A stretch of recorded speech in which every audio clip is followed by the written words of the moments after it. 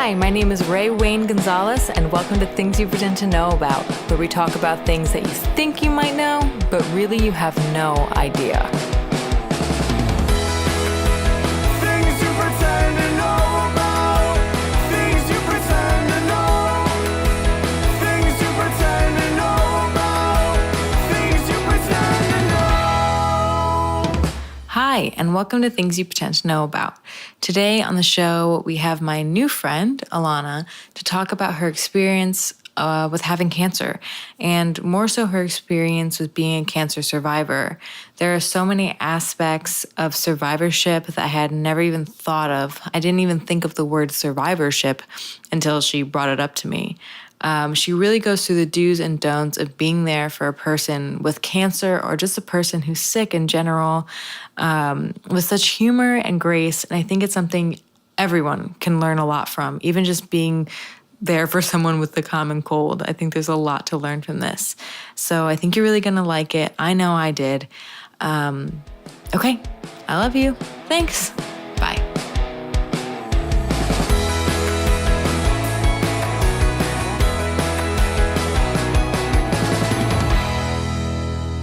We're here with Alannah. Do you want to introduce yourself? Hello, I am Alannah. I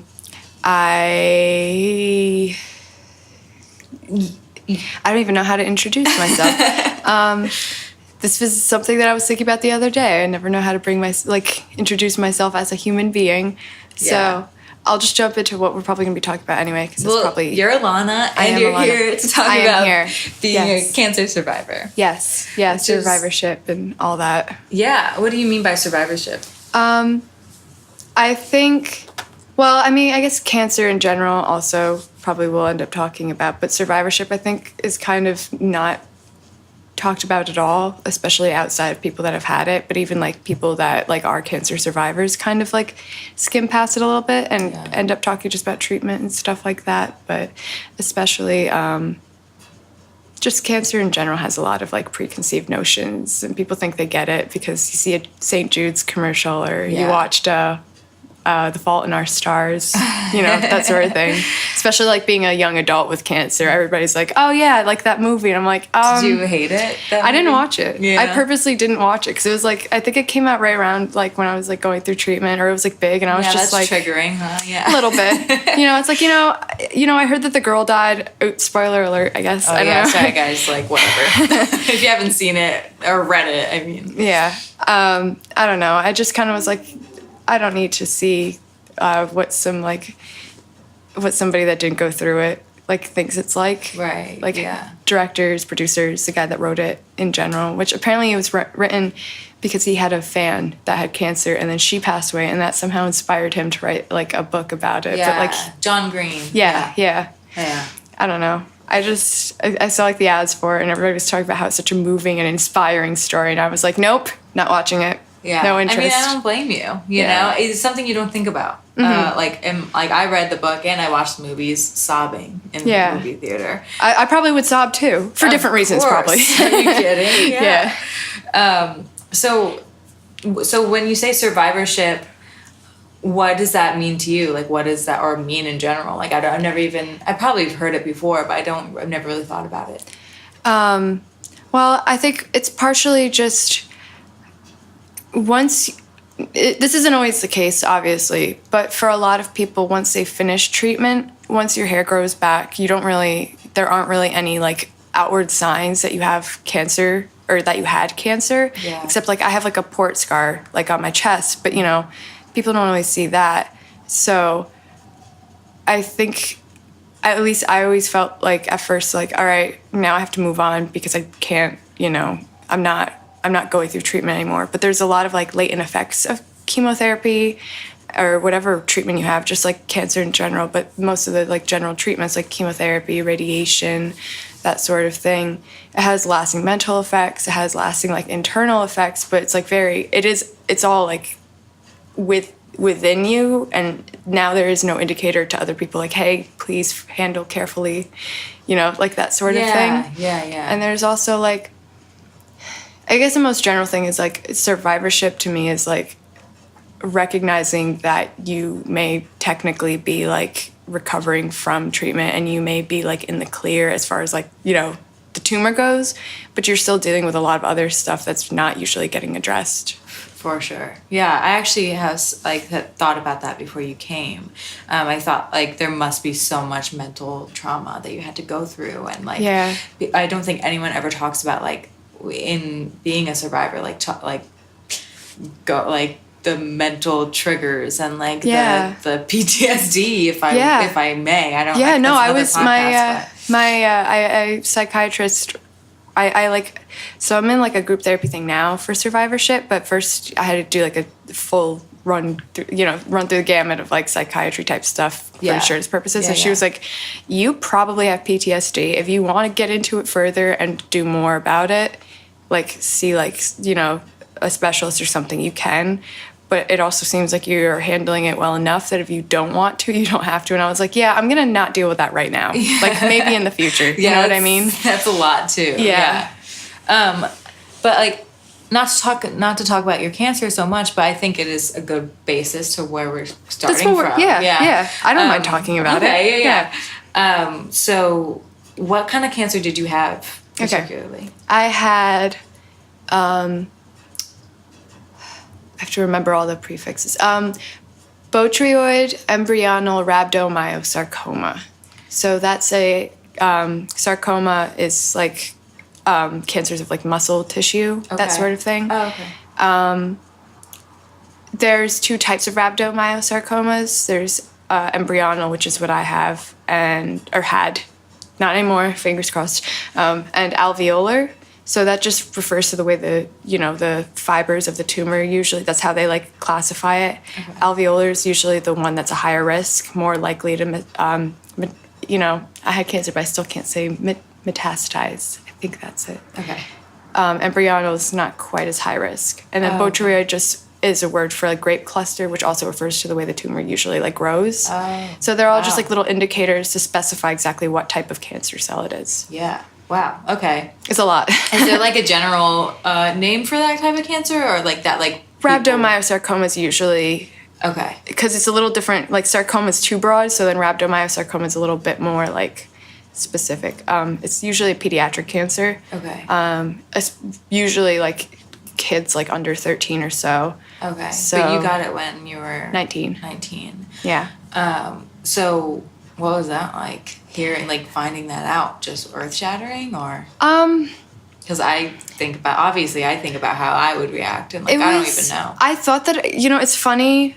I have like a couple family members have had cancer, like when I was growing up and stuff like that. And I always was like, man, if I ever got cancer, I wouldn't go through chemotherapy. I wouldn't want to deal with any of that stuff. It's more painful than the actual like thing, this and that. And then when it was Then weird. you're like, give me the chemo. Yeah, then I was like, give me the fucking chemo, whatever you need to do. But so when I initially, it wasn't super earth shattering because it was like one day, like I had, the tumor was like about an inch, I'd say, in like, it was like an inch in length, and it was behind my uvula. No, 3 inches. Wow. It was large enough that I could see it behind my uvula. Like I happened to just like tilt my chin up just enough when I was like in the mirror. I don't know. I was probably just like, I had a cold for a long time and I was like checking back there because I thought I had strep, and then I saw like that thing. Holy shit. Yeah. Yeah. And I kind of like knew right away. I was like, well, that's not supposed to be there. That's not good. So then like the next day I went to like ear, nose, and throat doctor and they did like a biopsy of it. And I have all the paperwork now, but at the time, they took a biopsy and they sent it out to a bunch of different labs. They didn't get back to me for a month. They put me on steroids because if it's like a non-cancerous tumor, that'll usually like shrink it. So then I was like, prednisone's a bitch. It's like, I like gained like 10 pounds in like 1 week, and I felt like super lethargic and all this. And then the biopsy was inconclusive. But now that I've seen the paperwork, they said like there was a strong chance that it was rhabdomyosarcoma. So then they were like biopsy again as soon as possible. And then he was just like, we're just gonna take the whole thing out just in case. Like we're just gonna put you in a surgery and take it out. So they did that. And then they sent the whole thing. That's gotta be crazy just to have throat surgery. Yeah. Well, what they did is, before they did the surgery, I like was going because they were checking it frequently. I had to go in like once or twice a week just because they wanted to track it and see what was going on. And they were trying to just figure out what the hell it could be. Aside like before they had gotten the biopsy results back, they were like, just keep coming in so we can keep looking at it and maybe try to diagnose it here. So they were doing endoscopies, which is when they take a tube with a camera. Yeah. It's like it's not super skinny. But it's like large enough. It's like skinny enough that you could put it in your nasal passage, but it's like uncomfortable. Yeah. So they would like do that and put it up my nose. While you were awake? Yeah. Like I was just chilling there, like sitting, and they were like, "All right, we're going in. Let's lube up this." like crazy? It was really uncomfortable. It hurt the first time, and like your eyes tear up. But it's like I don't know. I think How it's like you just stupid get do used I to it. sound? Like, No. did that hurt? And No, it doesn't sound stupid. It's Yeah. like nerves are different in different places. You know Right. what I mean? Yeah. It wasn't like the worst. It was uncomfortable. uncomfy, It didn't like hurt. Yeah. It was just super uncomfortable, which I guess is kind of hurt, I guess.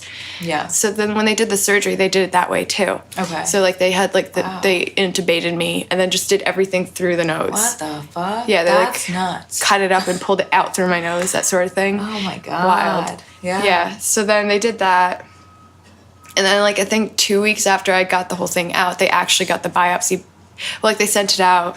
And then this time they answered really quick. Like they sent everything back and they were like, yeah, that's like rhabdomyosarcoma. Like you need to refer her to a doctor, that sort of thing. Just to cut you off, just so people know, and I don't really fully know, what Yeah. does a biopsy entail? It's the first biopsy I had, they literally just took like this little tiny like tweezer thing and like we're like, okay, open your mouth as wide as you can, hold still, because like it was behind my uvula, so it's Yeah. like a weird spot, and they like just kind of if I remember correctly, it was like a weird tool where it like soldered off a little bit of it and like took it and then like took it out. Uh-huh.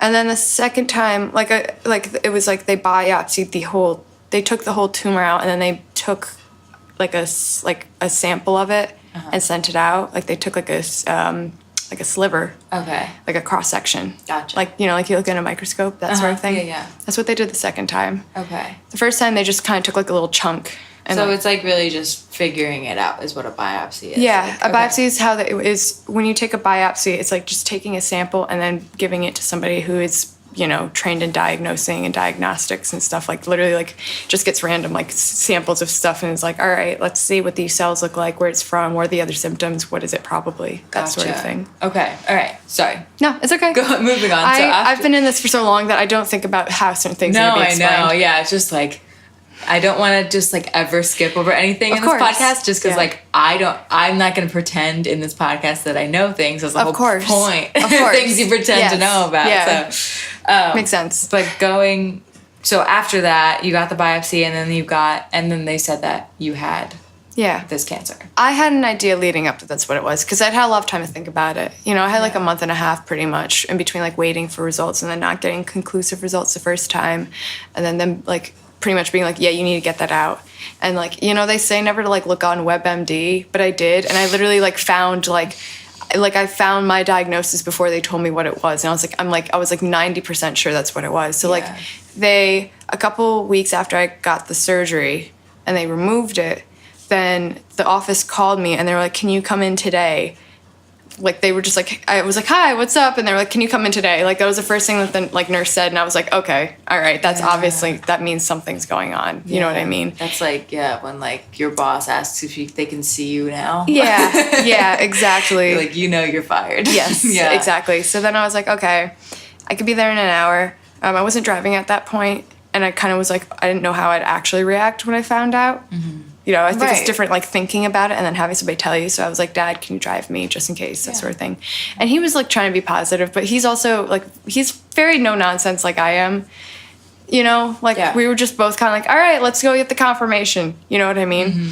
And so we went, and when I went in to like check in, all the nurses like kind of had this look on their. I could tell they knew. They knew Like, because like she's been coming in frequently, Yeah. and I'm sure they know like with somebody's going to be diagnosed like that, they probably like give them a heads up Yeah. for insurance purposes even. I don't know.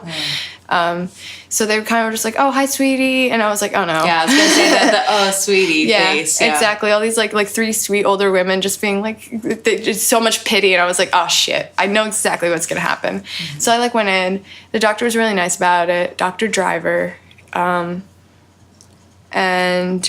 I don't know. Like, he told me what it was. And the second I heard, like, sarcoma, I was like, all right, that's cancer. I kind of, like, got a little, like, I zoned out. I got this feeling like everything was tingling. Mm-hmm. From my fingertips, like, everything was tingling here, and my toes were tingling, and my head felt like it was on fire. Yeah. But, like, it was weird because I wasn't, like, freaking out or anything. It was just, like, my whole body was like, oh, shit. Like, I felt like I got, like, zapped, kind of. You know, like, weird. I stuck my finger in a socket or something.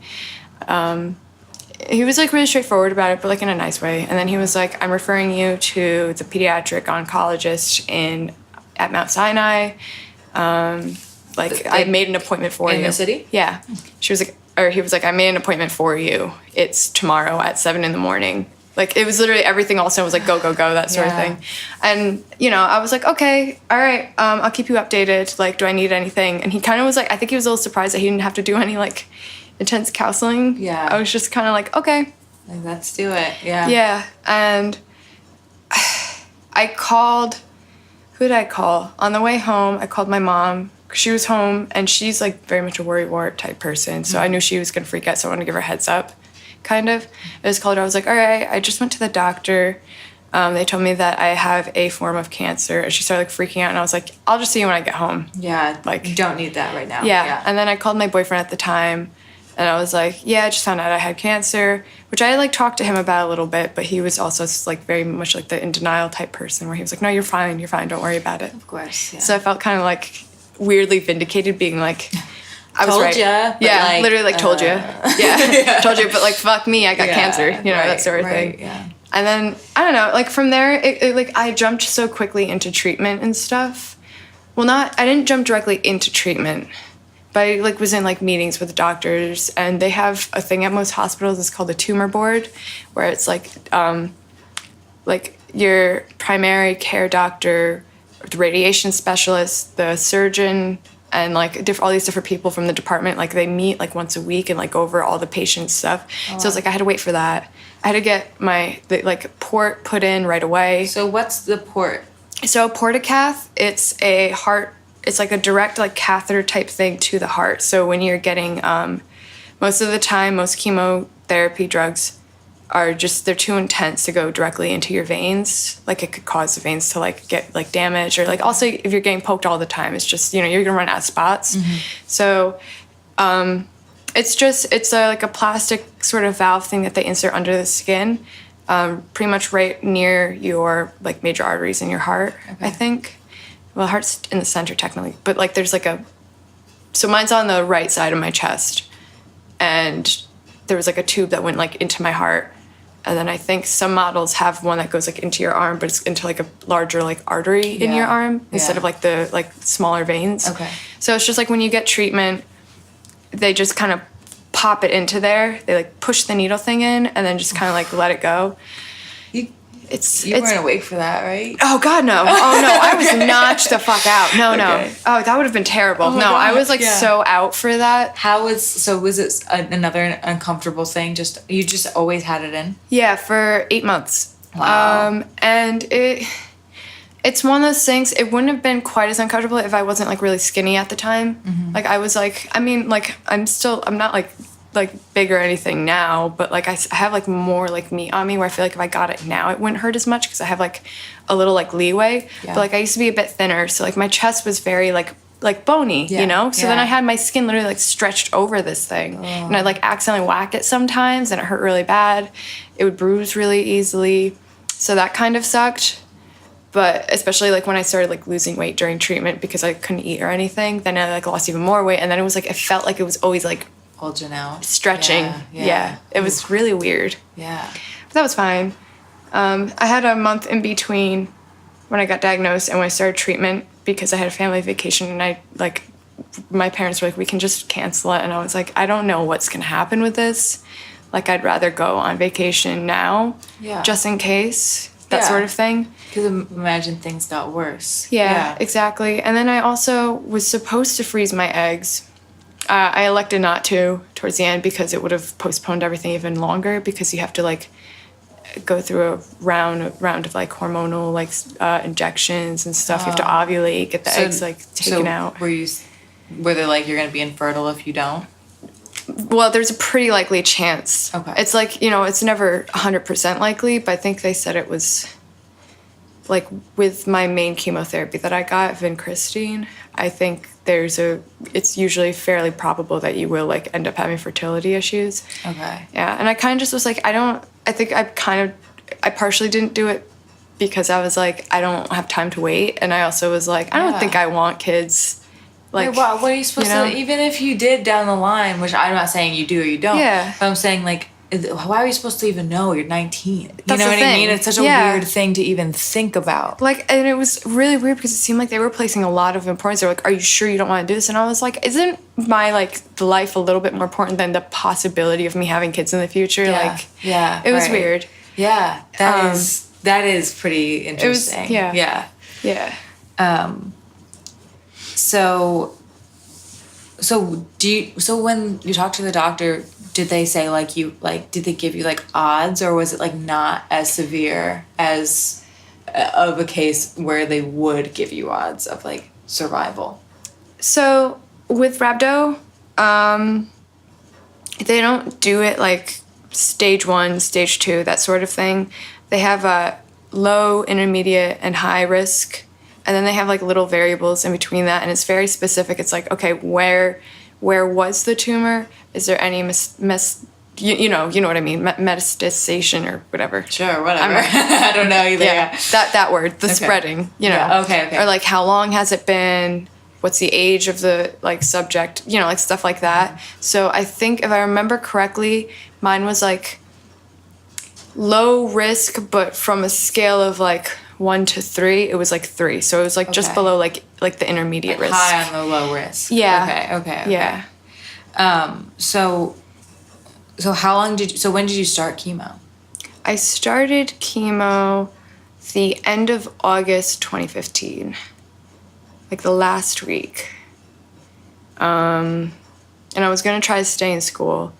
I emailed my professors, and I was like, hey, I'm starting chemo like the same week as classes, but I'm gonna try to make it in, that sort of thing.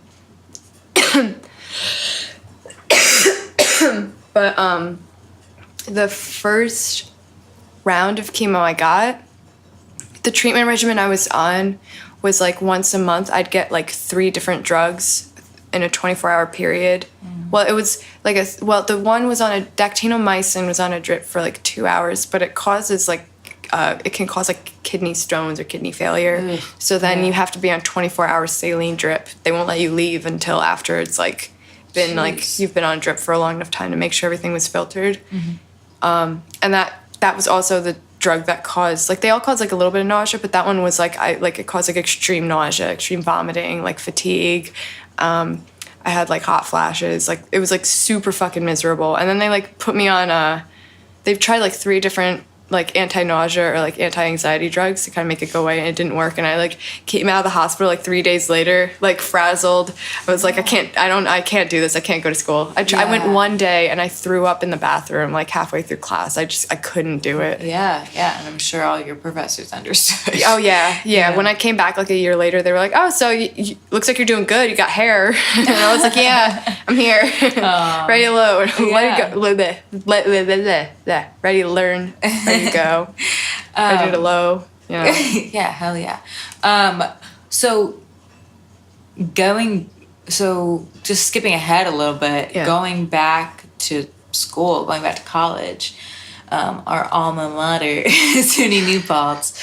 How was that adjustment? Were you just excited to get back into things, or? I wanted to get back so bad until I was like actually back in class. Like, so my actual like chemo and radiation was about a 6-month period, 6 or 7 months.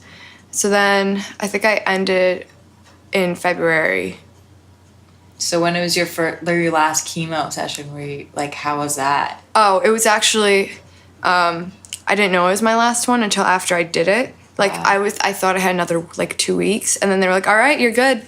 See you in, like, and they pretty much were like, so you're going to come in 2 weeks just to check and see how everything's doing, see how you're doing, like, without the chemo, like, because it's going to be slowly filtering out, kind of, because you're not going to be getting it constantly. Yeah. And I was like, what do you mean? That sort of thing. Yeah. It's almost like I'm not ready, but I'm so ready. It was like, it became part of my life for like a pretty solid chunk. So I got so used to the routine of it, and I just wasn't ready to, I didn't have any kind of like stepping off that train preparation. That must be so weird. It was. My mom was like driving me home because I couldn't, at that point, like I couldn't like drive. I couldn't take public transportation or anything like that. Just because of the nausea, or just because like there was just so much going on? I was high all the time. Yeah. I had a prescription for Marinol, which is like a THC. So like I that was part of it. I obviously couldn't operate a moving vehicle. Yeah. Because I was taking that pill like every 3 hours. Right. Yeah. And then also when you're going through chemotherapy, you don't have an immune system, so you can't, like, I couldn't eat apples because, like, I couldn't eat, like, any produce that I couldn't entirely remove the skin of because there might be some sort of germ on there, and I could, like, get, like, sick and die. I didn't know that. Yeah, Wow. also, when you're going through chemo, if you get a fever of, even if it's only, like, 2 degrees above your normal, like, body temperature, you have to go to the, like, ER, and you have to be intake because you could get pneumonia and die, like, super easily. Like, people die all the time from, like, complications, like, from chemo. Yeah. Well, not, like, literally the chemo, but, like, because it, like, gets rid of all fast-dividing cells. That includes, like, white blood cells, immune system. That's why your hair falls out, too. Wow. Sorry, I have a cold right now. No, it's okay. It's good, though, because I have an immune system now. So I can handle it. That's why I'm coughing. Wow. So when you go into chemo, is it like you see in the movies, like you get a needle in your arm? And No. Okay. No, they don't stick nothing in. No, because that's what the port's for. Oh, okay. Which always blows my mind. So I feel like you just had chemo all the time, or did you not? no. Go to, okay. I was outpatient, except when I had to stay overnight, like once or twice a month for the more intense treatment. Okay. The one I was getting weekly, it was a pain in the ass and it caused like some problems, but it wasn't as intense. So I would go. They'd like check my vitals, see how I was doing.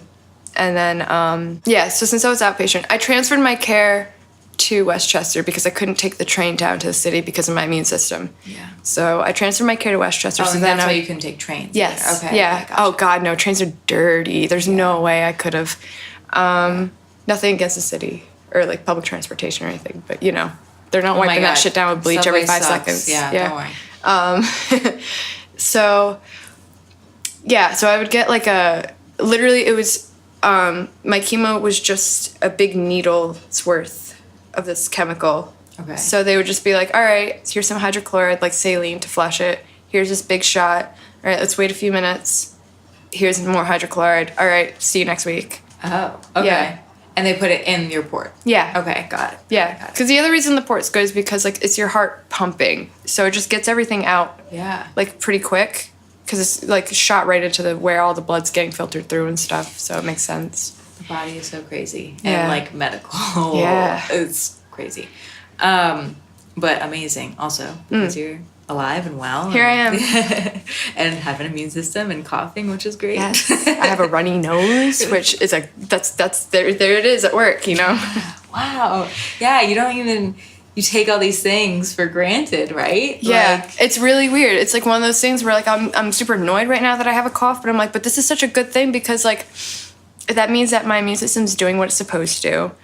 I complain about like I have like a couple pimples on my chin, but then I'm like, my skin was really clear when I was going through chemo because I had no fucking hormones going on. I didn't get my period for half a year, and I didn't get any pimples either. But it's because I was going through chemo. So like I should be thankful that I have to worry about my breakout. holy shit. Yeah. So yeah, that's what I was going to talk about. Like getting out of all that, and like were there things like other, like obviously you appreciate this more, were there like things that you just didn't realize that you would appreciate or think of, or did you have like a different outlook? Like I don't know, like I'm not saying that you're gonna have a whole revelation going out there. No, I mean that's not a crazy thought to have. Yeah. But for me,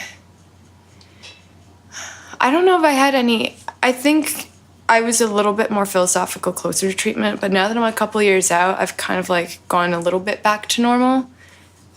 So I feel like the only like revelation I really had was that I was lucky. I was so lucky because I had like good treatment and I had my parents' insurance. So I didn't have to worry about medical bills. The whole time I was there, I was just thinking about like, what about people that have to go, like because I would still get like the bills for like, you know, like getting CT scans, PET scans, getting the, like my chemotherapy was fucking crazy expensive. Yeah, and I was so gonna talk about lucky. that too. Like, Yeah. how much usually is all this treatment? Like, I know, I'm sure it varies from each. It totally treatment, varies. but- Also, like, since I said I'm a couple years out, so I don't remember too much off the top of my head, but I'm pretty sure my weekly dosage, that little, like, vial of, like, vincristine was about $1,000 on its own. Wow. That's not including That's doctor every week fees. Yeah. for that's- like 7 months. Exactly. That's not including, like, the doctor fees just for going down there, that sort of thing. I had to get a PET scan, a CAT scan, and an MRI about once a month when I was in treatment. The PET scan itself, I think, was some exorbitant. It was like a 30-minute PET scan costs about like, I have to really think about this now. It's more than a couple thousand. Jesus. You know, MRI is more than a couple thousand. CAT scan's more than a couple thousand. When I was staying in the hospital, And that's once a month. yeah, For 7 once a months. month. Yeah, it's just And that's it's lucky so much that you money. did that's not lucky. I'm not saying I'm trying to say this, but it's lucky in the grand scheme of things that you only had to do for 7 months. Imagine all the Exactly. people that. People that like, if I remember correctly, leukemia and lymphoma both usually have a much longer time period of treatment, like at least a year, I think, of pretty much like you're still outpatient, but you're like you have to keep getting infusions and stuff like about like every couple weeks, if I understand correctly. So that's like Yeah. a crap ton of money. Oh my god. Yeah. Yeah, It's so fucked. It's so, so fucked. fucked. Everything's so fucked. Yeah. Especially like the other fucked thing was, I mean, I never like. I wouldn't say that I didn't have any opinions on like the legalization of weed, because I totally was like, yeah, like I really think that it should be legal. People should be able to do what they want, that sort of thing. But it really put it into perspective when like the only thing that made me not throw up every like 5 minutes was like THC. Yeah. And that was just because I was lucky enough to be in New York and I had to go through fucking hell just to get that prescription. Like literally they like tried every other thing. They made me go through all this shit. They were like, well, let's just see if azithromycin will work. Or is it azithromycin or am I thinking of the antibiotic? It might not be azithromycin. That might be something else. But they put me on all these different pills like the first time I was in there and none of them did anything. Then they were like, here's a Xanax like prescription. Maybe that'll help because you'll like knock you out. They gave me a prescription for, it starts with an A. It's an anti-anxiety drug. It's like Ativan. That's what it is. And I didn't want to like, you know, like they would give me Benadryl and just be like they like had like a like constant thing of Benadryl. They were just like stuffing in my face just to keep me asleep so I wouldn't throw up. You know, like Yeah, like they just they give tried me the weed. Yeah. yeah, it's like just give me the fucking weed. Yeah. Just give me the pill that's got like weed. Like, you know, that sort of thing. And then there was times where I was like throwing up so much that I couldn't even keep the pill down. So then I had to smoke. Like my parents like are very not into weed at all. They don't support it, that sort of thing. But my dad kind of was like, if you know somebody, like I'll give you some money because I wasn't working, you know, because cancer. So, you know, and he was like, I'll give you some money so you can like smoke or do whatever you like, just to like, you know, to not throw up. Yeah. That yeah, sort of thing. Right. Because I had like burns in my like throat and stuff because I was constantly just throwing up like bile all the time because I couldn't keep anything down. I just, I can't understand how people can have such strong views about marijuana. Me neither. It's crazy. It's especially like, and half the time people will be like, I mean, it's fine for people with cancer, but like, you know, because, you know, if you have cancer, then you're automatically morally like good, and, you know, anything that somebody with cancer does can be excused, that sort of thing. So then they can justify. And I'm like, what about all the other illnesses that people have that like weed helps with? Right. That isn't cancer, which is like the morally pure illness that like, Right, you know, yeah. I don't know. No, I know. It's so stupid, and it's literally just like, I have no idea. That's another podcast I would love to have. That'd be a really good one. Yeah, if anyone out there. But like, I feel like it's just like taxation, and like you can't tax it, and like, I don't know, money and like greed. I'm assuming, because also, I don't. just lasting like views from like the war on drugs. Same sort of thing. How people are still so scared of like far left policies because of the Red Scare sort of thing. You know. Yeah. I think it's the same sort of thing. Yeah. I don't know. Yeah, so those were your kind of like thesis statements coming out, was like, weed should be legal for Weed should all be of us legal. in pain. Healthcare should be universal.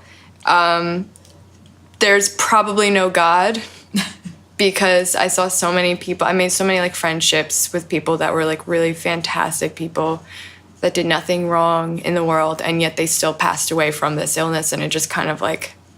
So do you think it like kind of lessened your, I don't know what faith you had before it, but I still do kind of, but I always consider myself like agnostic, so not necessarily atheist where I'm like there's no way there's God, but more so like if somebody can show me evidence of it, I'd be very down. I just haven't seen any solid evidence of it. I think this made me a little bit more pessimistic, because I was like, I just don't understand how so many like good people can like go through all this shit, like, and there be some sort of like higher power that's like, I don't know. Yeah. Like you know, people would be like, oh well, you know, God does everything for a reason. Like God's got a plan for you, and I was But like, how so frustrating must that be to hear? So his plan is for me to puke my guts out and simultaneously shit myself, because that seems kind of stupid. Do you come from a religious home at all, or no? No, my dad actually lost his faith because his mother passed away from cancer when he was 11, and he was like, that was like it for him, that sort of thing. And my mom was like raised Protestant, but she like believes in God, but she also like isn't like practicing or anything like that, you know? Yeah. It wasn't like a big part of my upbringing or anything. Like she tried to get me to go to Sunday school once, and I hid in the cubbies, and then she was like, okay, probably not a good idea. Yeah, I mean, my views on that are all over the place, and that's also another podcast. I don't know what I believe, but Yeah. I totally can see where you're coming from. That Yeah. has to be so frustrating when people are like, well, everything happens for a reason. Like, thank God you're alive. Like, no, thank my doctors. Exactly. Yeah. I think I said that like verbatim at least twice in my life, where it was just like, this has nothing to do with any like higher power. It's literally like, I went to the doctor. The doctor had a well-researched regimen of treatment for me, and I did it. Mm-hmm. That's what it was. Yeah. It was decades of like research, engineering, because of radiation and stuff like that. Like it was plants, because one of my chemo drugs comes from periwinkle. Another one comes from mustard seed. That's also coincidentally used in mustard gas, which is very deadly. But like Wow. that's what it was. See, it was like, humans that's doing almost research. like my God is like Earth. Exactly. You know? Yeah. Like my version of like God or a higher power is like the amazing like accumulated knowledge that humans have through Yeah. generations of teaching each other. Like theory of mind is like my higher power, you know? Right, yeah. I mean, don't know. I think that's beautiful. You know, I think we can all have like, you know, I don't mean to get like existential, but I think we can all have our certain interpretations of God. What I'm doing air quotes, like who knows, Yeah. you know? It doesn't have to be this It's also man in the sky. if you it know? makes you feel good to believe that there's a God out there, that's fine. But I Yeah. also think But don't put it on you. Exactly. Yeah. I think people are a little too quick to do that, especially with people that have illnesses. And it's like, I don't, like, if somebody's talking about how much they, like love their religion, I don't jump in with my opinions. I just am like, that's good for you. You Right, know? whatever makes you happy. That's totally good for you. Yeah, of course. So I don't know why it's so hard to keep it that way, like, from the other side, you know? Yeah. I can really only imagine how frustrated, and I can totally get how that could just lessen your faith. And I think that's either like, I think like with this situation, what I've heard, obviously I don't know from first experience, but just from what I heard, it's either strengthens your faith or Yeah. you lose your faith from Yeah. it. I have a friend that had something totally different I think they had their gallbladder removed, and we were talking about like illness and stuff one time, and I was like, yeah, it totally made me think like I don't think there's a higher power, and they were like, oh, I feel the opposite way. Like I feel like now like I'm like convinced that there is something because they helped me through it, and I was like, okay. Hey, If that's what makes you knows? exactly. You know? I was like, if that's what makes you feel better, then I respect that. I'm not gonna argue with you about it. And you could know? be right, or she could be right. Exactly. Who knows? We could both be right in some way. Yeah. You know. Exactly. Like who knows? And I think that's whatever. I'm getting existential. But so now that you've been recovered for how long now? About 3. Well, let me think. So I finished treatment in like late January, early February. I can't remember exactly when, of 2016. So like 2.5 years. How's that been? Like, so with you talking about touching back on your mental health, like what have you gone in ways to like, I don't know if strengthen is the word, but like help your mental health, like be in a stable position for you to do things. You know what I mean? Like I can imagine, like I feel like, I don't know what I would feel like if I was in your position. Like how was that? I was just talking about this with my friend that I got dinner with earlier.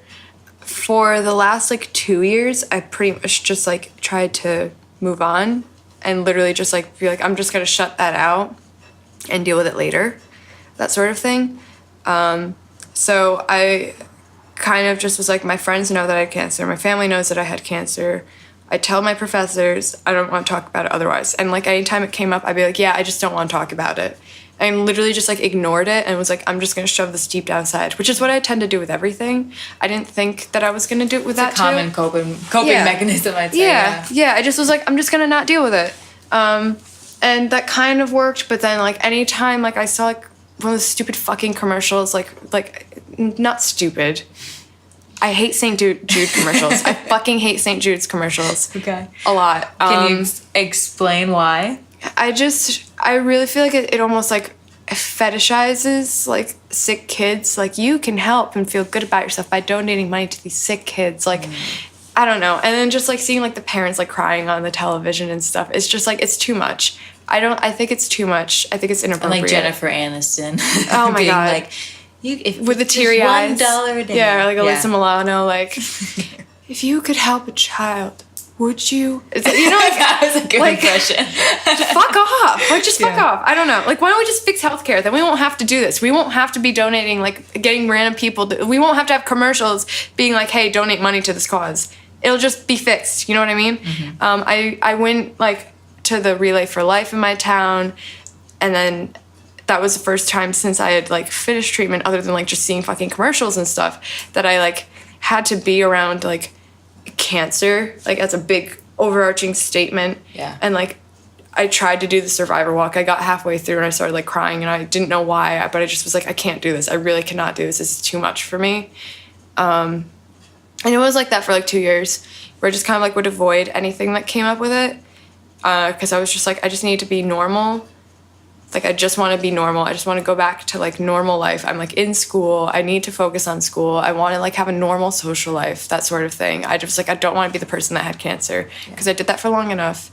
And it's really isolating, especially, like, I feel like early 20s is such an isolating age to have cancer, because it's, like, in general, there's not a lot of people that have it. Yeah, well, that's how, I mean, when I initially moved, that's how I knew, like, of you. Like, oh, she's the girl with cancer. The girl with cancer. Yeah, you know, like the bald girl, that sort of thing.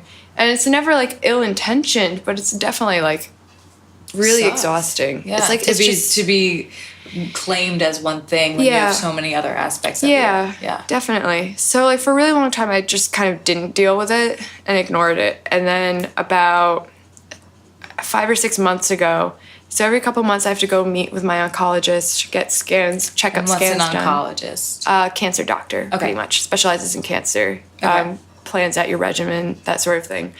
So I have to, because the type of cancer I had is, like, fairly aggressive and it has a pretty solid rate of recurrence, I have to go right now it's every 4 months, and get a CAT scan and an MRI. They're just different types of like full body scans. And is that like, how long is that gonna be? Like every 4 months? At the end of this year, it goes to every 5 months, and then after a year of that, it goes to every 6 months, and then after that, it's like every year it kind of gain a spaces month. out. Yeah, exactly. Okay. So I have to do those every few months. And they're both just in case anybody doesn't know, they're like scans. They use like MRI uses magnetic resonance imaging. So it's like a 45-minute long scan. They use frequencies. So you're literally like laying in there, they give you earplugs, and it's literally like, okay, this is gonna sound stupid, but you need to hear it. Okay. So it's like 45 minutes of like, You'll never sound more stupid than I do on this podcast, believe me. like just loud banging noises, but it's literally like dun dun dun dun, and like it's like super loud, and then there'll be like a and I'll do that for like 10 minutes. It's like the most insane thing, but it's like that, and then the CAT scan's like 5 minutes, and it's just like the big circular thing. You've probably seen it before, that sort of thing. But I have to get those every 4 months. And I went to an appointment, and my oncologist told me that they were trying to set up like a group therapy session for like the niche that I was in when I was going through treatment, which was like, adolescent/young adults. So it'd be like people from 16 to 28 only. Like it's like a kind of, I think they were gonna make it like 15 to 30, but then they're kind of like, why don't we just make it a little weirdly narrow, that sort of thing. Yeah. And he was like, I think you'd benefit from it. And I was like kind of offended, and I was like, what are you talking about? I'm fine. He was like, yeah, but you had cancer. And you sound like you're trying to move past it a lot, which is good, but it also seems like you're not dealing with it at all, that sort of thing. Mm-hmm. And I was kind of like, well, damn, if my oncologist only sees me like every few months can see that, then maybe there is something I should be doing. So did you do that? Yeah. So we're also right now, I'm helping them. They're going to set up a board of, they want to do a mentorship program, which is like survivors, like kind of mentoring people that are going through treatment at the moment. And I mean, right now it's like my oncologist, my old social worker, because, you always get assigned a social worker when you're going through treatment. I didn't need to have one because I wasn't a minor, but I requested one just to have like a little extra guidance. And then my therapist/psychiatrist, they're the ones that are like kind of like the core board. And then I kind of was like, at one of the group therapy things, I was like, shouldn't you have somebody that was a patient on there? So like, what do you want to do? And I was like, yeah, sure. Okay, that's fine. Wow, good for you. So now I'm like, all this shit that I've been ignoring, now I kind of like have jumped right back into it. Yeah. Even doing this is like jumping right back into it. Yeah. But I feel like I need to do that because then it'll be more normal, and it won't be so upsetting to have to think about it once in a while, And also I could probably help people instead of just like it's definitely removing myself from it. Right. It's probably definitely like cathartic. Definitely. So That's definitely the word I would use. Yeah. Because, I mean, I haven't gone through much. I've had a very privileged life, but like... Oh, so have I, aside from this. Oh, shut up. I'm just saying. Even my experience with it was like probably one of the better experiences. You know what I mean? I had like healthcare and shit. I'm totally joking. That's awesome that you can recognize that. Yeah. But like even like the small traumas that I've gone through, like like my defense mechanism I think is humor, but like also I always am talking about like things like that, and like just because like it just makes it's easier me to get it out instead of just letting it build up. Yeah, it's taken me way too long to realize that. I think. Yeah, I don't know. Whatever though, because now you're doing it full force, Yeah. and like And how do you feel doing it? Is it like a little? It's. For some reason, part of me feels like it's stupid of me to be doing it because I'm like, I was making good progress moving on. But then there's the other part of me that's like, you weren't actually moving on. It was going to come up eventually. You were going to have to deal with it eventually. Instead of just, like, I've pretty much, like, stayed so far away from all things related to survivorship because I just didn't like how anything was being done. I don't like the Relay for Life, personally. Why not? I feel... I understand why other people get it or like it, but I feel like for me it's too much. And it's also, I think it focuses more on, I'm not saying that people that take care of people that had cancer or that are related to people who had cancer, I'm not saying that their feelings don't matter by any means, But I do feel like sometimes there's too much focus on that. Like, I feel like every time I go to the Relay for Life thing, it feels like half of it, like, it just seems like it's more about, like, oh man, it was so hard for me, like, seeing this person pass away. And it's like, what about, like, their experience? Like, what about the people that had fucking cancer? I don't know. Yeah. I haven't really fully developed why I don't like it. I just know that it makes me feel uncomfortable every time I go there. I think that's fair. Yeah. I think Because it's like a happy event. That's the thing. It's like, and then there's just like this really sad like montage at the end of like all the people that passed away. But it's also one of those things, it's like, it should be happy because like we're survivors. I get that. Of course. I have so many feelings about that. I haven't really fully fleshed out. So I probably just am coming off really fucking terrible to whoever listens to this and had a family member pass away from cancer. It's just hard to like verbalize. I think it might partially just be a personal thing because I feel like some people in my life like kind of like made it about them that I was going through it, and it kind of like pissed me off. So I just have this automatic like knee-jerk like I don't like that sort of thing, which isn't necessarily fair. right, I feel like that probably happens a lot. Oh, yeah. Yeah, let's talk about that for a second. I feel like that probably happens a lot where, like, the people around you make it about them. Yeah. And they're like, oh, my best friend. I'm not saying. That I'm not sort of signaling thing. anyone. I don't know who your friends. But, like, my best friend has cancer and I'm so upset. And it's like, you can be upset by yourself, but support your friend. I don't know. I didn't have the experience as much with my friends, I would say, but definitely like some of my family members. It just kind of seemed like there was, like, I love my mom, and I don't think she's going to listen to this, so I'll vent for a minute, because she doesn't know what a podcast is. There was a lot of times where she'd be, like, complaining to me about how she was stressed out because I was going through treatment, and I'd be like, I love you, but I don't fucking care. You're not the one going through it. Please talk to somebody else about this. It's really hard for me to feel like I'm a burden on you, which I did feel like a burden for, like, a long time, because I'd be like, the person I was dating at the time, like, I'd have to be like, I like wanted to see them. And then I feel like they would always like, they would want me to drive out to them, and they were in New Paltz.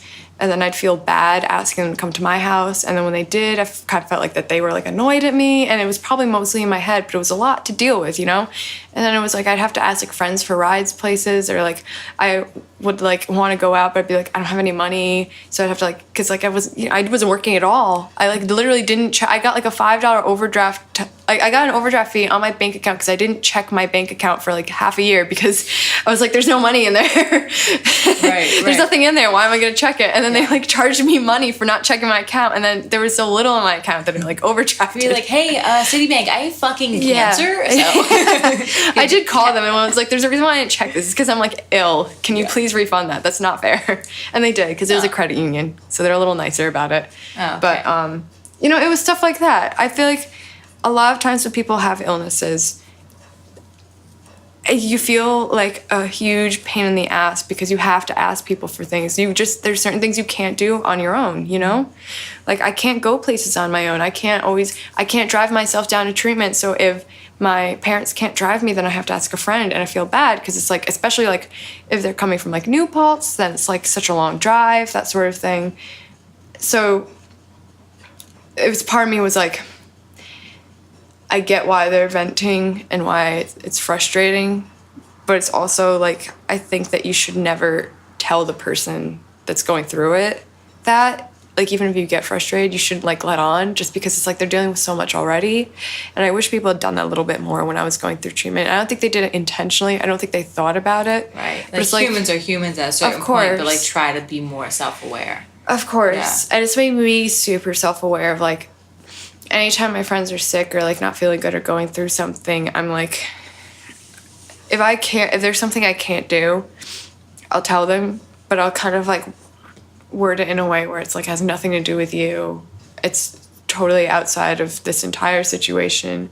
Like, I'll try to go out my way to like get people where they need to be, ask them if they need anything, that sort of thing. Because I think the main thing when you're going through treatment is you don't want to ask people for things. You want them to offer them to you, so you can just say yes, please. Mm-hmm. Like, oh, do you want me to bring you some food? Or like, do you want me to take you to the bank? Do you want me to drive you here? Instead of like waiting for them to ask.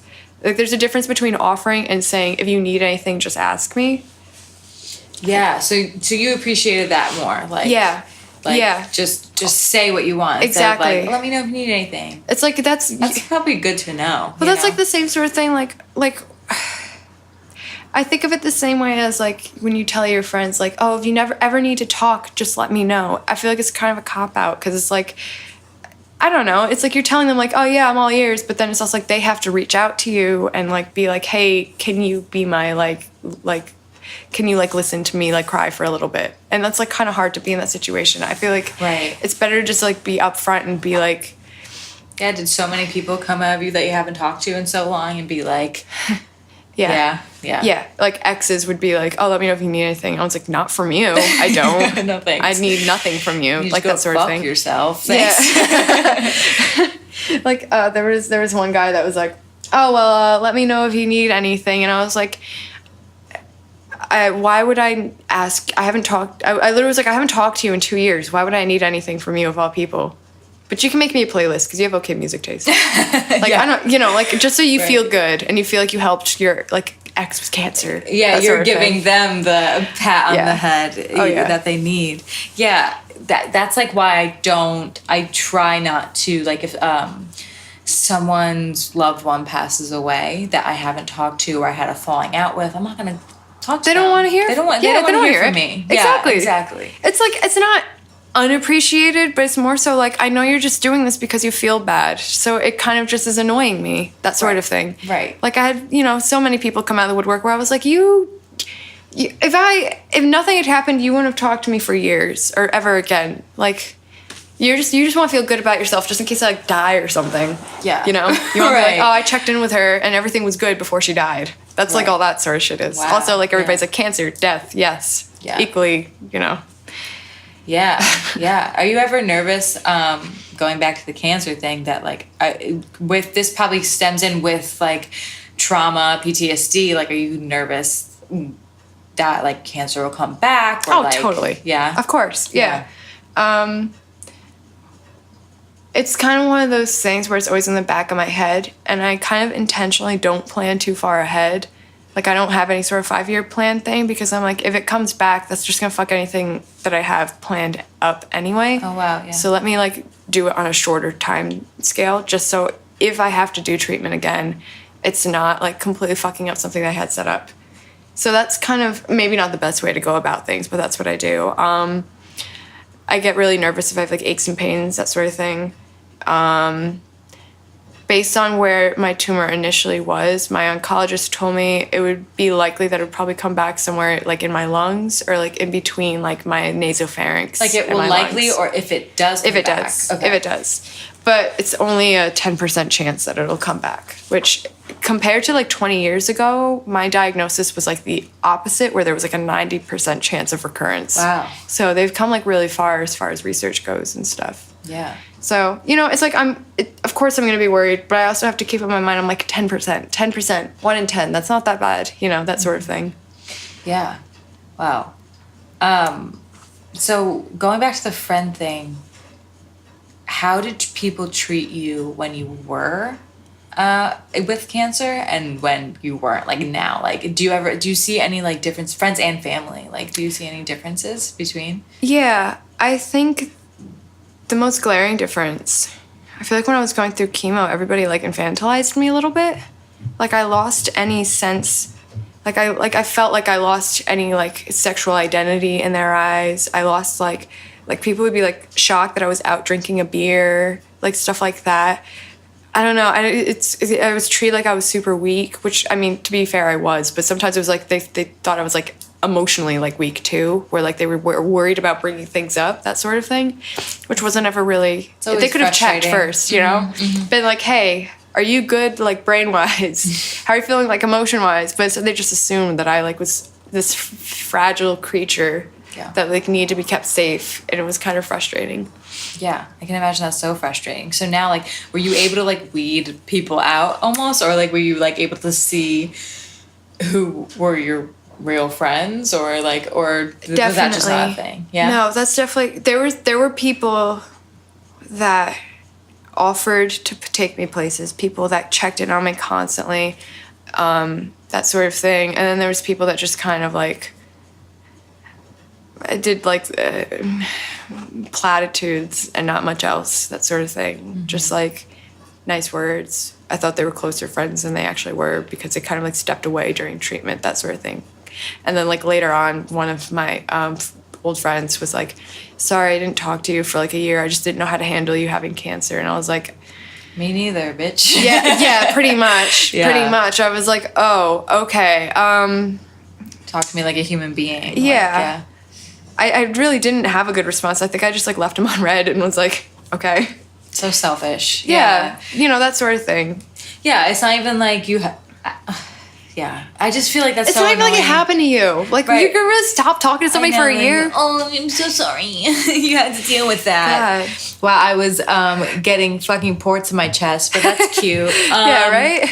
But like, I just feel like people just want to be treated like human beings at the end of the day. Exactly. So just like, you don't have to bring up the cancer. Exactly. I don't know if that's crazy, but like you don't like You really it's- don't. recognize it, but then talk about fucking what Literally anything else. What concert you went to last week, and then like Yeah. I'm sure I have no idea. I'm just speaking for you at this point, but I'm sure you almost appreciate that. No, I totally did. I think some of my friends came to realize that like I would much rather hear them talk about whatever shit was going on in their lives. But then everybody would be also, there's this other thing, when you have cancer, everybody's like, oh, but I can't complain because you're sick. That sort of thing. Like they'd be like talking, like venting about something that happened with their boyfriend, and then they like remember that I was there and I was like bald and I was like trying not to throw up, and then they'd just be like, but you know, it's not that bad in the grand scheme of things. And I'm like, dude, I'm not your like comparison for like how shitty your life is. Like, Yeah. I'm dealing with shit with my relationship too that has nothing to do with like cancer or anything like that. Everything's Like shit relative, happens, yeah. you know? Yeah. I Like, mean, I you- even did that in this podcast. I was like, oh, well. Yeah, shut up. It's my, you know. Yeah, it's just, you're I how it understand works. it. I totally understand it, but it's like, you know, everybody's struggles are valid. Just because you're friends with somebody that's got a different struggle than you that you think is like worse doesn't mean that what you're going through isn't shitty too. Yeah, you know? I think like that comes a lot with like privilege culture and like white privilege culture and like being like woke. Like people Mm-hmm. Yeah. almost like don't want to like act like, you know, they have it that bad when they know they don't. You know what I mean? But it's Yeah. just like at the end of the day, just like It's like be keep yourself human. in check. Yeah, But also don't just automatically disregard any feelings you have because you're like, Yeah. oh man, but it could be worse. Like, right. I think it's good to recognize and then go on from there. You know, Yeah. like don't say some stupid shit like, "Oh, at least I don't have cancer." Like, you know what I mean? Yes, yeah. like recognize that like your friend does have cancer, but also be like, Hey, I mean, to be fair, there were times when I like had cancer where I was like, well, at least I don't have like colon cancer. My ass is outside of my body or something. Like even people with cancer do that. You know what I Yeah, mean? right. Like Yeah. everybody, and it made me realize I need to stop doing that and be like, somebody does have something worse than me, and they feel like shit, and I should just get over my own shit instead of being like, well, it's not that bad because somebody else has it worse. Right. That doesn't work that well, right. you know? Yeah, there's a difference from comparison and counting your blessings. You know what Yeah. I mean? Like, Yeah, definitely. I think like I try to do that every day because like I get pissed off at work for some passive aggressive email. Yeah. But I have a job. You know what I mean? Exactly. And it's I do the just- same thing. Yeah, exactly. So like now we're kind of, it's been an hour. Can you believe? Oh man. Yeah. I know. Damn. I know, but so while we're wrapping up, is there anything that you want people to take from like listening to this? Like, want people to take away from to know from this podcast? So like, what's the main thing you want people to take away from this podcast? Is what I'm trying to say. And you don't have to have an answer. Just like I think I have a couple things. okay. First thing, when you know somebody that is sick or somebody that's like going through cancer or something like that, like I said before, offer direct things that they can say yes or no to, instead of just being like, my door's open if you need anything. Let me know if you need anything, because they won't let you know because they already feel like a burden. They're not gonna ask. So I guess that's like my number one thing. Just in general, even like not like sickness, but like if somebody's going through something, ask them like, do you want me to buy you some food? Do you want me to give you a ride? Is there anything that you need right now that you don't feel like doing? Do you want me to clean your room? Do you want me to clean your bathroom? Like things like that. Yeah. My other thing is don't donate to Susan G. Komen for the cure because it's a giant thing, and half the money goes to administrative costs and like lining the CEO's pockets. There are a lot of really good foundations out there for all different types of cancer where the funding that they have, like the money that they get, goes directly to people, whether that's through giving money to their, like helping them with their insurance, or not their insurance, their medical bills. So rather just like, Yes. you would rather people just help directly. Yeah, literally go on GoFundMe and like donate some money to a couple different campaigns that people have. There's one, I can't remember the name of it. For my cancer, there's an organization that is associated with the lab that has done a lot of the research, that has come up with a lot of breakthroughs, and like the money goes straight into like lab stuff, you know? Like that's what needs to be done, rather than these like giant organizations. So what is that? Do you know? I don't know, but I could like look it up and send it to you We'll for do later. it in the link below. Yeah, exactly. That sort of thing. Yeah. And Yeah, that'd be great if you could get me that Definitely. information. So I could get share you it with people. I could get you quite a few, I think. Yeah. There was something else. I guess you can't always tell who has been through something just by looking at them. So, you know, tread lightly. And then I actually have something else. Please do not tell people that chemotherapy is a conspiracy and that the government is just killing them for profit, because nobody wants to hear that. You can have your own views, but please don't try to do that. Don't push weed as a treatment. Don't push weird like ketogenic diets. If you have your own views, that's one thing. If you get cancer, you can do that. Don't tell people going through treatment that they're doing it wrong. Thanks. That's it. That's all I got. Christ, Yeah. yeah. Oh, that's Come on, totally a people. thing. Just don't do that. Jesus Christ. Like That's I said. a whole other part too. Oh, God, Come yeah. back. That's so fucking annoying. Yeah. If you Yeah. have cancer, you can try that treatment. If you don't, please keep your mouth shut. Yeah, I can make fun of my sister, but you can't make fun of my sister. Exactly. Yeah, that sort of thing. Oh my God, people suck. Yeah. And yeah, I want you to take away from this that people suck. Just kidding. I think people are great, and I think this taught me a lot. This just like how to like, if I ever have like luck, thank God. Like, I mean, my mom has had some medical stuff, but really nothing like colossal. So. Well, even now when I somebody's just know. having a shitty day, even. Oh, yeah. That's enough to just be like, do you want me to like pick up some food for you? That sort of yeah. thing. Yeah. I think people just need to be more Aware kind and like Yeah. direct. Yeah. So be kind, people. Yes. Yeah. Thank you so much for coming on. Thank you for having me and for not minding that I came an hour and a half late. Hey, that's okay. That's life sometimes. That is I life. understand you. I accept you. I'm kind. Okay, so also I'm trying to say goodbye to my sound guy Will, just so he likes so a cute. direct bye. So Yeah. I'm gonna say bye, Will. You wanna say bye, Will? Bye, Will. Okay, thank you.